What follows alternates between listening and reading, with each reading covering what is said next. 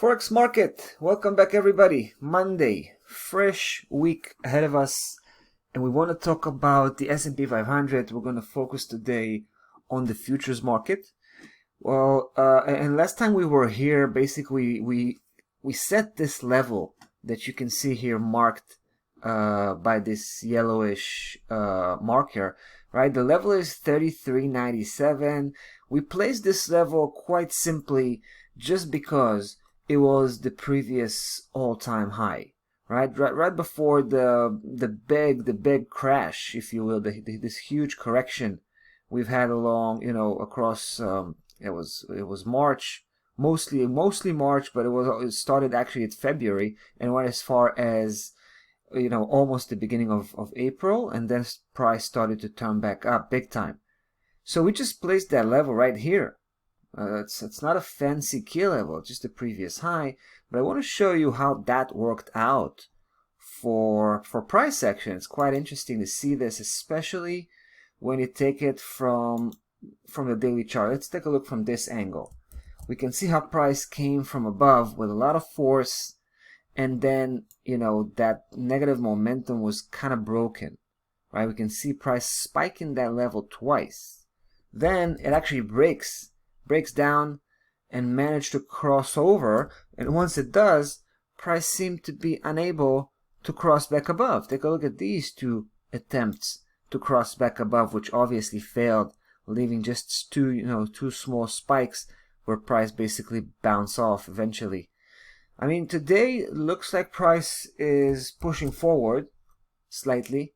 I mean, still very early stages of the day, but this seems to be kind of a confirmation for a legit breakdown, what I've just described here. But we have to remember again, and this is where we were a little bit apprehensive about it. It's still the daily, price action could be very noisy. We want to keep our eyes on the weekly chart, but here as well, I mean, take a look. We see a couple of weeks ago, after the breakout, we see price coming back down, right? And it's spiking the hell out of that level. You can see that spike here. And then, of course, bouncing back up, ending up closing the week right above. And yes, of course, I mean, last week, that the breakdown, right? Kind of a breakdown with that confirmation element in it. So, at this point, we have to take that bearish standpoint, right? Because if you look at the technical situation here, it's pretty bearish, and it looks like price was genuine by breaking down below that key level. Now at this point, we would estimate this as a 60 to 40, maybe even 65 to 35% success. I'm talking about success rate, of course, where price will continue to push downwards. Right, and then of course we should talk about 3107 as the first stop for a downside reversal.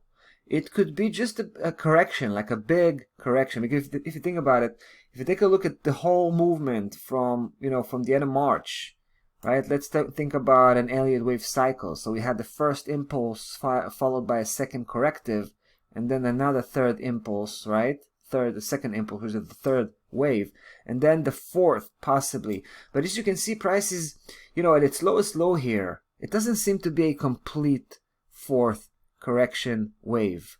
Price doesn't even come close to scratch the tip of wave number one. You can see the difference, right?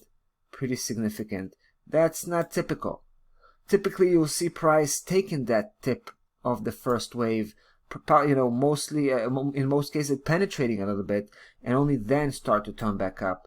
So we think there's some more potential on the downside if this is going to be the corrective wave number 4. And then of course if that happens, of course, then we can talk about the last one, wave number 5. It's going to take us probably into new positive territory.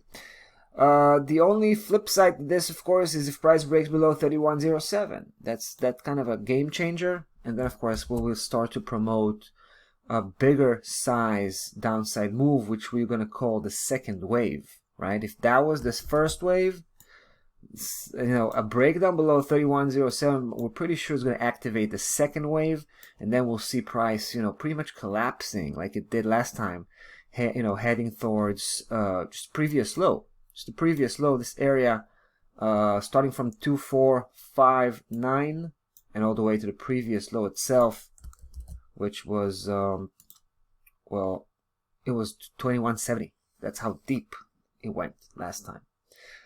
It's gonna be interesting, guys. We'll be back for sure, probably next week, to follow up on developments here. That's about that for the S&P. We'll be back with the next video. See you then.